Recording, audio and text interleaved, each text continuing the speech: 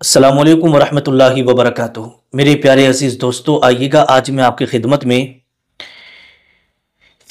مرحومین کے حوالے سے مردوں کے تعلق سے کچھ خاص اور اہم باتیں حدیث پاک کی روشنی میں رکھنے کے لیے جا رہا ہوں۔ اس پوری ویڈیو کو بڑے دھیان اور بڑی توجہ سے آپ سنیے گا، کیونکہ ایسا ہی دنیا ہے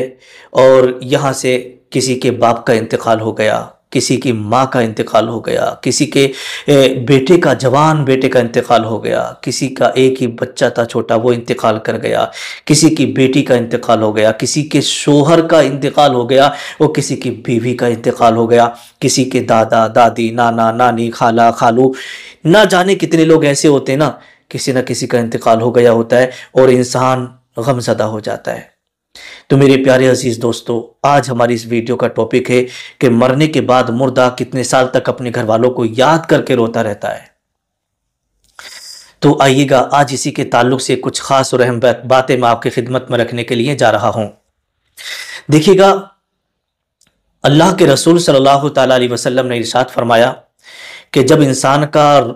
انتقال ہو جاتا ہے اور اس کی روح جسم سے نکل جاتی ہے تو مردہ سنتا بھی ہے، دیکھتا بھی ہے اور اسے محسوس بھی ہوتا ہے۔ اگر مردے کو ہم نہلا رہے ہیں یا کفن دے رہے ہیں تو وہ اس کا احساس بھی کرتا ہے کہ اب مجھے کفن دیا جا رہا ہے، اب مجھ کو غسل دیا جا رہا ہے، اس کا بھی اس کو احساس ہوتا ہے، لیکن بول نہیں سکتا، آنکھیں کھول نہیں سکتا، حرکت نہیں کر سکتا، لیکن سب چیزوں کا احساس ہوتا ہے۔ لیکن میرے پیارے عزیز دوستو، آئیے گا دیکھیے گا، مرنے والا انسان دو طرح کا ہوتا ہے، ایک وہ جو نیکوکار ہوتا ہے اور دوسرا وہ جو بدکار ہوتا ہے۔ اگر کوئی نیک انسان ہے اور اس کی جب روح قبض کی جاتی ہے اور جب فرشتوں کی جماعت آتی ہے حضرت اسرائیل کے ساتھ، اور جب حضرت اسرائیل علیہ السلام جب اس نیک انسان کی پرہیزگار کی روح قبض کرتے ہیں تو وہ اس پوری جماعت کو دیکھ رہا ہوتا ہے، لیکن کسی سے کہہ نہیں سکتا۔ جو پاس میں کھڑے لوگ ہوتے ہیں، بیٹھے لوگ ہوتے ہیں، وہ کسی کو بتا نہیں سکتا کہ فرشتوں کی جماعت آ گئی ہے، میں دیکھ رہا ہوں، حضرت اسرائیل آ گئے، میں دیکھ رہا ہوں۔ لیکن اللہ کے رسول فرماتے ہیں کہ جب کوئی مومن بندہ ہوتا ہے تو اس کی روح اتنی آسانی سے قبض کر لی جاتی ہے کہ اس کو یہ احساس بھی نہیں ہوتا ہے کہ میری روح قبض ہو گئی، جیسے آٹے میں سے بال نکال لیا ہو، اس طریقے سے روح قبض ہو جاتی ہے۔ اور جو مومن بندہ ہوتا ہے جب اس کی روح قبض ہو جاتی ہے نا تو اسے اتنی خوشی ہوتی ہے، اپنے گھر والوں سے وہ کہتا ہے، اے میرے گھر والوں، مجھے جلدی میرے آخری گھر پہنچا دو، میری آخری آرام گاہ تک پہنچا دو، مجھے جلدی کفن دو، مجھے جلدی غسل دو اور مجھے آخری مقام تک پہنچا دو تاکہ میں اللہ کے نبی صلی اللہ تعالیٰ علیہ وسلم کے چہرے مبارکہ کی زیارت کروں۔ اسے اس دنیا سے جانے کی جلدی ہوتی ہے۔ کیوں؟ حضور صلی اللہ تعالیٰ علیہ وسلم کی حدیث پاک ہے کہ یہ دنیا جو ہے نا مومن کے لیے قید خانہ ہے اور کافر کے لیے جنت ہے۔ تو جو مومنین ہوتے ہیں نا وہ اس قید خانے سے جلدی نکلنے کی کوشش کرتے ہیں۔ اور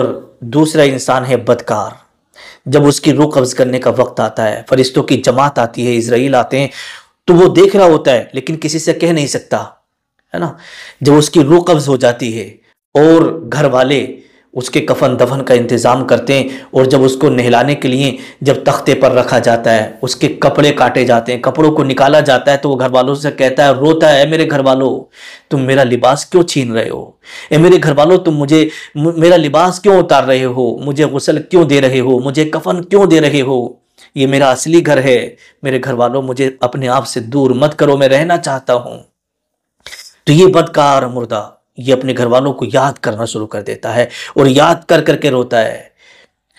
جب اس کے گھر والے نیلا دھلا کر کفن دے کر کے جب قبر میں پہنچا دیتے ہیں، جب قبر میں اتار رہے ہوتے ہیں، تو وہ مردہ رو کر کہتا ہے، اے میرے عزیزو، اے میرے گھر والوں، اے میرے کنبے والوں، خاندان والوں،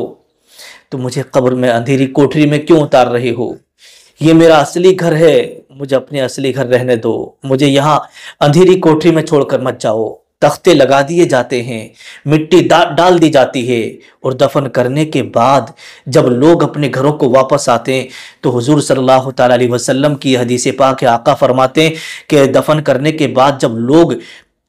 واپس ہو رہے ہوتے ہیں تو مردہ قبر میں جو لوگ چل رہے ہوتے ہیں نا تو ان کے جوتوں کی ٹاپوں کی آواز سنتا ہے، اور آواز سننے کے بعد میں کہتا ہے، تم مجھے یہاں کیوں چھوڑ کر کے جا رہے ہو؟ اے میرے گھر والوں، اے میرے عزیزو۔ تو یہ ہو گیا، دفن کر دیا۔ اب اس نے جو بدکاری کی ہے، اللہ کا کرم ہو جائے، اللہ کا کرم ہو گیا تو سمجھو بیڑا پار ہے، مغفرت ہو جاتی ہے، بخش دیا جاتا ہے۔ اور جب اللہ تبارک و تعالیٰ کی پکڑ ہوتی ہے تو مردے کو پھر عذاب دیا جاتا ہے، سزائیں دی جاتی ہیں۔ اور جب اس کو سزا دی جاتی ہے مردے کو، تو وہ اپنے گھر والوں کو یاد کر کے کہتا ہے، روتا ہے، میرے گھر والوں تم مجھے کہاں چھوڑ کے چلے گئے، مجھے بچا لو اے میرے گھر والوں۔ تو مردہ گھر والوں کو یاد کرتا رہتا ہے، جب جب اس کو عذاب ہوگا تو اپنے گھر والوں کو وہ یاد کرتا ہے اور اس عذاب سے ڈرتا گھبراتا ہے کالی کوٹری میں۔ میرے پیارے عزیز دوستو، مرنے کے بعد کا بڑا سخت منظر ہوتا ہے، اس لیے نیک اعمال کرتے رہنا چاہیے، کسی کا دل نہیں دکھانا ہے، کسی کے ساتھ برا نہیں کرنا ہے، کوئی گناہوں سے بچتے رہنا ہے، نہیں تو قبر میں بڑے سخت عذاب دیا جاتا ہے۔ تو یوں سمجھیے گا، جو نیک انسان تھا بڑے سکون سے وہ قبر میں اتر گیا، اسے دنیا سے جانے کی بڑی جلدی تھی، قبر میں آرام سے ہے، سکون سے ہے، لیکن جو بدکار ہے وہ اپنے گھر والوں کو یاد کر کر کے رو رہا ہے، چاہے 1 سال ہو جائے، 2 سال ہو جائیں، 50 سال ہو جائیں، کتنے سال ہو جائیں، اگر اس کو عذاب ہوتا رہے گا تو وہ گھر والوں کو ایسے ہی یاد کرتا رہے گا۔ ہاں، اللہ کا کرم ہو گیا، مغفرت ہو گئی تو پھر وہ مردہ خوش ہو جاتا ہے۔ تو میرے پیارے عزیز دوستو، ایک حدیث پاک میں آپ کو سنا دوں، اللہ کے رسول صلی اللہ تعالیٰ علیہ وسلم کی حدیث پاک ہے، حضرت ابن عباس رضی اللہ تعالیٰ عنہما سے مروی ہے، اس کو امام اہل سنت اعلیٰ حضرت نے بھی فتاوی رضویہ کے اندر نقل کیا ہے کہ مرحومین کی روحیں بھی گھروں پر آتی ہیں، ہے نا، مرحومین کی روحیں گھروں پر آتی ہیں، اور آنے کے بعد وہ اپنے گھر والوں سے فریاد کرتی ہیں، اپنے گھر والوں سے فریاد کرتی ہیں، میرے گھر والوں ہمارے لیے ایصال ثواب کرو، ہمیں ایصال ثواب کرو۔ جو روحیں ہیں کس کس دن آتی ہیں یہ آپ ذرا سمجھ لیجئے گا۔ اللہ کے رسول صلی اللہ تعالیٰ علیہ وسلم ارشاد فرماتے ہیں کہ شب جمعہ اور جمعے کے دن، روز عاشورہ یعنی عاشورے کے دن، عید اور بقرہ عید کے دن، اور شب برات والی رات میں روحیں گھروں پر آتی ہیں اور آنے کے بعد دروازوں پر کھڑی ہو جاتی ہیں اور کہتی ہیں، میرے گھر والوں ہمارے لیے ایصال ثواب کرو۔ اگر گھر والوں میں سے کوئی ان کے لیے ایصال ثواب کر دیتا ہے تو پھر وہ روحیں خوش ہو کر کے اپنے مقام کی طرف واپس ہو جاتی ہیں، اور اگر کوئی ایصال ثواب نہیں کرتا ہے تو پھر وہ مایوس ہو کر لوٹ کے واپس چلی جاتی ہیں۔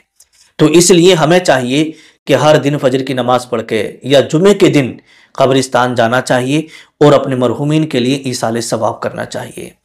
ٹھیک ہے؟ کیونکہ جب آپ وہاں پر جاتے ہیں نا فاتحہ پڑھنے کے لیے،